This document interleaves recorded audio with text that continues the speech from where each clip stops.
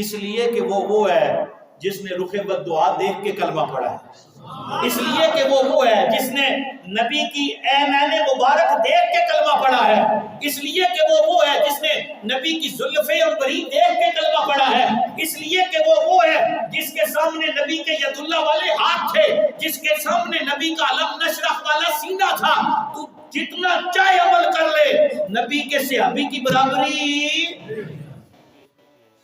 پتہ نہیں ہمیں ہو کیا گیا، پتہ نہیں اتنے زیادہ ڈالر آ گئے ہیں، اتنی زیادہ امداد آ گئی ہے کہ ہم اب اجداد کے عقیدے سے ہی اپنے آپ کی اپنی جان چھڑانا چاہتے ہیں۔ نہ میرے بھائی، سنی وہ ہے جو نبی کے صحابہ کا بھی غلام ہے اور نبی کی آل کا بھی غلام ہے۔ سنی وہ ہے جہاں نبی کے صحابہ کے پاؤں کی خاک ملے اسے اپنی آنکھ کا سرما بنانا اپنے لیے باعث عقیدت بھی سمجھتا ہے، باعث مسرت بھی سمجھتا ہے اور باعث نجات بھی سمجھتا ہے۔ اور سنی وہ ہے جہاں پہ نبی کی آل کا قدم لگتا ہے وہاں پہ وہ اپنی جان نچھاور کر دیتا ہے۔ یہ بعد میں لوگ آئے ہیں جنہوں نے کبھی ادھر سے ہو کے ادھر پہ حملہ کیا اور کبھی ادھر سے ہو کے ادھر پہ حملہ کیا۔ اب یہ نظام چلنے والا نہیں۔ آقا کریم علیہ السلام کے غلاموں، نبی کریم صلی اللہ علیہ وآلہ وسلم نے ارشاد فرمایا، اور یہ ابھی جو حدیث مبارکہ میں عرض کرنے لگا ہوں نا، یہ اور زیادہ توجہ کے قابل ہے کہ یہ موضوع میں نے چھیڑا کیوں ہے۔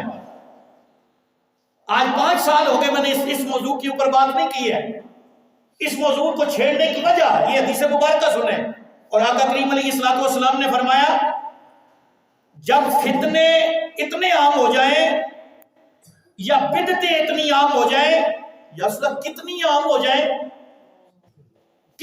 ہو جائیں، اب یہ حدیث کے لفظ ہیں، یا اصلا کتنی عام ہو جائیں، حضور نے فرمایا وَسَبَّ أَصْحَابِي، اتنی عام ہو جائے کہ لوگ میرے صحابہ کو گالیاں دینے لگے، لوگ میرے صحابہ کو برا بھلا کہنے لگے، تو یا رسول اللہ صلی اللہ علیہ وآلہ وسلم پھر کیا کرے؟ حضور نے فَلْيُظْهِرْ عَالِمُ عِلْمَهُ، پھر عالم کے اوپر فرض ہے کہ اپنے علم کو ظاہر کرے، اور اگر فَإِن لَمْ يَفْعَلْ ذَلِكَ، حضور نے فرمایا اگر وہ اپنے علم کو ظاہر نہ کرے، مگر لوگ صحابہ کو گالیاں دے رہے ہو، تو اہل بیت بھی تو نبی کے صحابہ ہیں، اور اہل بیت کا تو ایک الگ ٹائٹل اپنی جگہ ہے نا، لیکن وہ بھی تو نبی کے سارے بولیں کیا ہیں، اہل بیت بھی ہیں، صحابہ بھی ہیں۔ تو حضور صلی اللہ علیہ وآلہ وسلم نے فرمایا جب میرے صحابہ کو گالیاں دینا لوگ شروع کر دیں اور اس وقت کوئی علم والا اپنے علم کو ظاہر نہ کرے اور بات نہ کرے صحابہ کے بارے میں، ان کی عظمت کے بارے میں، ان کی شان کے بارے میں، ان کے مقام کے بارے میں، فَعَلَيْهِ لَعْنَةُ اللَّهِ وَالْمَلَائِكَةِ وَالنَّاسِ أَجْمَعِينَ، اللہ کے نبی نے فرمایا ایسے عالم پر اللہ کی بھی لعنت ہو، فرشتوں کی بھی لعنت ہو، اور کل لوگوں کی لعنت ہو۔ آج فیس بک کھولنے کی دیر ہے اور لائنیں لگی ہوئی ہیں، اور اتنا حیا نہیں کہ میں بات کس کے بارے میں کر رہا ہوں، اتنا ادب نہیں، اور جس طرح پنجابی چاہنے بھائی کہہ پیدی تے کہہ پیدی نہ شوروا، اپنی حالت اے پوزیشن ہے تساں نہیں، عملنے والے نال، کردارنے والے نال، امالنے والے نال، اخلاقیات نے والے نال، اساں ممبرہ تے بیٹھ کے مسالاں تے دیڑے ہاں، حضور کیوں نہ بڑا تنگ کیتا، انہاں بٹے مارے، انہاں جناب اجریاں رکھیاں، انہاں جناب قدمہ جو ہے کنڈے سٹے، اگر ڈلے کھٹ چھڑے، تے کدے ایک روایت کڈ کے کوئی نہیں دسے نا مولوی کسے کی حضور بھی کوئی گال کڈی ہوئے جی، اور کسے کافر کی نبی پاک صلی اللہ علیہ وسلم گال کڈی ہوئے، حد ہو گئی ہے، ادب احترام نانی چیز کوئی نہیں۔ اور عربی والے پتہ کیا کہتے ہیں، عرب والے کہتے ہیں اذا فاتک الحیاء فافعل ما شئت، جب حیا چلا جائے نا پھر جو مرضی کرتے چلے جاؤ۔ اور میں ایک بات بڑی ذمہ داری سے عرض کر رہا ہوں، اسے اپنے پلے باندھ لو، اپنی اولادوں کے جگروں کے اندر یہ بات ڈال دو، ذہنوں کے اندر پیوست کر دو، بیٹا جو جی چاہے ہو جائے، کسی صحابی کی بے ادبی نہ کرنا، اہل بیت کی بے ادبی نہ کرنا، انبیاء کی بے ادبی نہ کرنا، اولیاء کی بے ادبی نہ کرنا، علماء کی بے ادبی نہ کرنا۔ گناہگار ہونا اپنی جگہ ہے، غلطی کا ہو جانا اپنی جگہ ہے، اور بندے سے گناہ کا ہو جانا الگ چیز ہے، لیکن ان 5 چیزوں پہ کبھی کمپرومائز نہ کرنا۔ انشاءاللہ دنیا سے جاؤ گے تو ایمان لے کے جاؤ گے، انشاءاللہ دنیا سے جاؤ گے تو ایمان کی ثابت قدمی سے جاؤ گے۔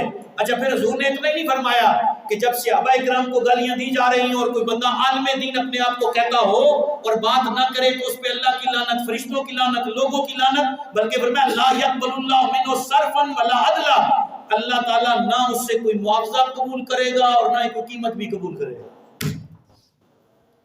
مت بیٹھو ایسی مجلس میں جہاں نبی کی آل کے اوپر تبرہ کیا جائے، مت بیٹھو ایسی مجلس میں جہاں پہ نبی کے صحابہ کے اوپر بات کی جائے، خبردار۔ کیوں؟ یہ وہ لوگ ہیں جن کو چنا میرے رب نے۔ جی کس نے چنا ہے؟ اللہ تعالیٰ نے چنا ہے نا۔ وہاں تو ابو جہل جیسے لوگ بھی تھے جو میرے نبی کے سامنے آتے تھے اور نعوذ باللہ من ذالک نقل کفر نباشت کہتے تھے آپ جیسا ایسا تو میں نے ہے ہی کوئی نہیں۔ تو وہاں سیدنا ابو بکر جیسے بھی تھے جو کہتے تھے یا رسول اللہ آپ جیسا سونا تو اللہ نے پیدا ہی نہیں۔ اور کمال کی شفقتیں اور کمال کی محبتیں، اور آگے سے لفظ کیا جاری ہوتا تھا صدقتا، وہ تو بھی سچا ہے تو تو بھی سچا ہے۔ وہ ایک بندہ پہ آنا بھی دیہاڑ ہے تو سچا ہے، دعا پہ آنا رات ہے تو سچا ہے۔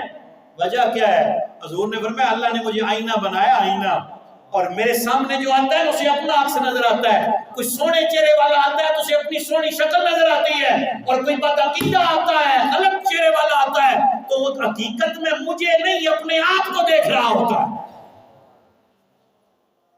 بس تھوڑا جہا حوصلہ کر کے کدے گل دسو بھئی ساڑھے سامنے کوئی بندہ اچھا ہے تو کھل کے ساڑھے کی اسانی تو اوقات ہی کوئی نہیں نا، ایک تمثیل ہی کوئی نہیں۔ میں ویسے گل کرنا تو ساڑھے کو کوئی آنکھا تو بڑا کوچا جی ہے تو پھر اٹھ کے چلا جا سی وہ بھی ساڑھے کلوں کے قدر کاٹھ ہے نا، ساڑھے کلوں کی برادری نا، ساڑھے منصب بھی کٹ ہوا ہے، مال دولت نے والے نال بھی کٹ ہوا ہے، اللہ نے فضل رحمت نے والے نال بھی کٹ ہوا ہے، تو اٹھ کے چلا جا سی۔ پتہ نہیں یہ باتیں ہم سنتے ہیں لیکن جب ہمیں غصہ آتا ہے تو اس وقت ہمیں حضور کی یہ باتیں کیوں نہیں یاد رہتی ہیں؟ اور سارے جھگڑے ختم ہو جائیں اگر اخلاق مصطفیٰ کو اپنا لیا جائے صلی اللہ علیہ وسلم۔ تو آقا کریم علیہ السلام کے اس فرمان کی وجہ سے یہ میں چند چیزیں آپ کی خدمت میں عرض کر رہا ہوں۔ اگلی حدیث مبارکہ سماعت فرمائیں، اور یہ آج کے جمعے کا لنگر شریف یہ حدیث مبارکہ ہے، اسے کبھی بھی نہیں بھلانا اور ہر وقت اسے اپنے ذہن میں رکھنا ہے۔ آقا کریم علیہ السلام نے فرمایا ان اللہ اختارنی، قربان جاؤں میرے آقا فرماتے ہیں اللہ نے مجھے سلیکٹ فرمایا نبیوں میں، اور نبی سارے نبی ہیں، ہم سب نبیوں کی عظمتوں کے قائل ہیں، بالکل سارے نبی اللہ کے نبی ہیں نا، لیکن حضور فرماتے ہیں اللہ نے نبیوں میں مجھے سلیکٹ کیا ہے، وَأَخْتَارَنِي أَصْحَابًا وَأَصْحَارًا، اللہ نے میرے صحابہ کو بھی میرے لیے سلیکٹ کیا ہے اور میرے جو داماد ہیں ان کو بھی منتخب فرمایا ہے۔ صحابہ کو بھی منتخب فرمایا ہے، جو داماد ہیں ان کو بھی منتخب فرمایا ہے۔ وَسَيَأْتِي قَوْمٌ، حضور نے فرمایا ایک ایسی قوم آئے گی، ایک ایسی، تو یہ وہی بتاتا ہے جسے اللہ نے علم عطا فرمایا۔ جی وَسَيَأْتِي قَوْمٌ، حضور نے فرمایا ایک قوم آئے گی، یا رسول اللہ کیسی؟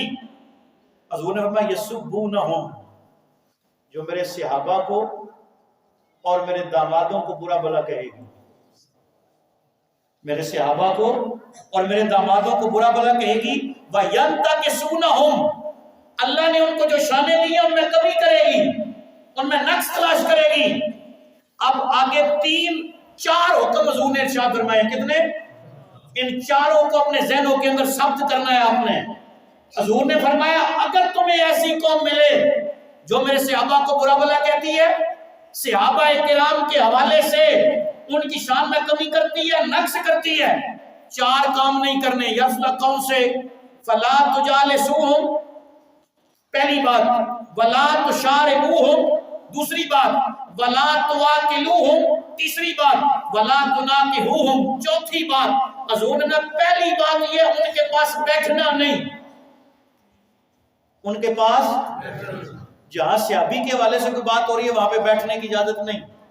اگر صحابہ پہ کوئی تان کر رہا ہے بیٹھنے کی اجازت نہیں، چاہے وہ صحابی ادنا درجے کا ہے چاہے وہ صحابی بلند درجے کا ہے. حضور نے بولا وہاں پہ بیٹھنا نہیں. وَلَا تُشَارِبُوهُمْ، جس جگہ سے وہ پئیں اس جگہ سے پینا بھی نہیں. جی جس جگہ سے وہ پئیں اس جگہ سے پینا بھی نہیں. وَلَا تُآكِلُوهُمْ، ان کے ساتھ بیٹھ کے کھانا بھی نہیں. اور چوتھی چیز حضور نے کیا فرمائی؟ وَلَا تُنَاكِحُوهُمْ، اور نہ ان کو بچی دینی ہے نہ ان کی بچی لینی ہے. کتنی چیزیں ہیں؟ کتنی چیزیں ہیں؟ ان کے ساتھ بیٹھنا نہیں، ان کے ساتھ پینا، ان کے ساتھ کھانا اور ان کے ساتھ نکاح. کن کے ساتھ؟ جو نبی کے صحابہ کو برا بھلا کہتا ہو، جو نبی کے دامادوں کو برا بھلا کہتا ہو، جو نبی کی آل کے حوالے سے کوئی ایسی گفتگو کرتا ہو. کیوں؟ اس لیے کہ یہ سارے وہ لوگ ہیں جو نبی سے محبت کرتے ہیں اور نبی ان سے محبت کرتے ہیں، جن کی شانیں میرے رب نے بلند فرمائی ہیں. انشاءاللہ مضمون کو یہیں سے آگے اگلے جمعۃ المبارک کو چلائیں گے.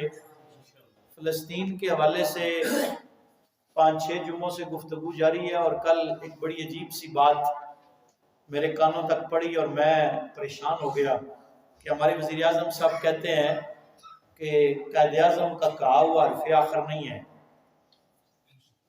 کیا قائد اعظم کا کہی ہوئی بات کی حرف آخر ہے؟ ہم نے کب کہا ہے حرف آخر ہے؟ حرف آخر تو قرآن ہے اور نبی کا فرمان ہے. عقیدہ ہمارا بھی یہ ہے. ہاں اگر قائد اعظم کو رد کرنا ہے تو اس سے بڑی بصیرت لے کے آؤ نا، اس سے بڑی بصیرت لے کے آؤ، اس سے اعلیٰ سوچ لے کے آؤ. اس نے تمہیں ایک ملک بنا کے دیا، تم نے 2 ٹکڑے کر دیے اور آج کہتے ہو کہ قائد اعظم کا کہا ہوا حرف آخر ہے. 2 ریاستیں بنا دیں، ایک اسرائیل بن جائے ایک فلسطین بن جائے. میں نے کہا پھر کیا اس بات کی گارنٹی ہے کہ اس کے بعد امن آ جائے گا؟ کل ہمیں کوئی کہے بلوچستان کو الگ کر دیں، پنجاب کو الگ کر دیں اس لیے کہ نقش امن نہ ہو، تو یہ بات قابل قبول ہے؟ اور فلسطین والے قابض نہیں، میں یہ 5 جمعوں سے یہی آپ کی خدمت میں عرض کرتا آ رہا ہوں، قابض فلسطین والے نہیں، قابض اسرائیل والے ہیں.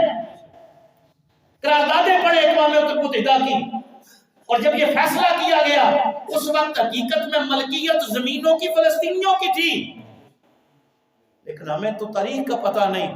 اور یہ جب اتنے بڑے منصبوں سے اس طرح کے اعلانات ہوتے ہیں تو تکلیف ہوتی ہے کہ ان لوگوں نے شاید تاریخ بھی نہیں پڑھی ہوئی. قائد اعظم کو رد نہ کرو. کوئی قائد اعظم کو سیکولرزم کیا دائی کہنا چاہتا ہے، کوئی قائد اعظم کو لبرلزم کا دائی کہنا چاہتا ہے، کوئی کہتا ہے جی وہ دیکھیں جی پینٹ کوٹ پہنتے تھے جی کلین شیو کی ہوئی تھی، پینٹ کوٹ پہنتے تھے اپنی جگہ، کلین شیو کی ہوئی تھی اپنی جگہ. ہم تو اس قائد اعظم کو جانتے ہیں جس نے آکسفورڈ میں داخلہ نہیں لیا تھا، اس نے لنکن ان میں داخلہ لیا تھا، اور پوچھنے والوں نے پوچھا تھا قائد اعظم آکسفورڈ بڑا ادارہ ہے، لنکن ان چھوٹا ادارہ ہے، اور تیرے جیسے ذہین بندے کو آکسفورڈ میں جانا چاہیے. تو قائد اعظم رحمۃ اللہ تعالیٰ علیہ نے فرمایا تھا اصل میں نے آکسفورڈ میں نے دیکھا ہے، لیکن جب میں نے لنکن ان کو دیکھا نا اس کے مین دروازے پہ ایک جملہ لکھا ہوا تھا کہ دنیا کا سب سے بڑا قانون دان محمد ہے صلی اللہ علیہ وآلہ وسلم.